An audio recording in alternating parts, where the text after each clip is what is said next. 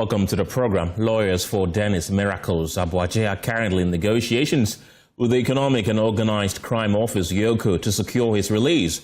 It is clear now that he was arrested for an alleged involvement in a financial misappropriation amounting to 55 million cedis. That is according to EOCO. Party supporters have thronged the streets of EOCO to protest his arrest and demand his release. First, this was the atmosphere as reported by my colleague James Avagye a while ago. That they have in the morning attempted to send him some food items as well as some toiletries, but the EOCO officers will not allow for him to for them to get access to him. You see there one person trying to bring a lorry tire on the road to block the road or set it ablaze, but you see the police officer there preventing him from bringing the lorry tire onto the road to put that on the road. So dozens of the party supporters are now here on the streets of EOCO registering their displeasure as part of the release There is Miracles Aboagye now protest.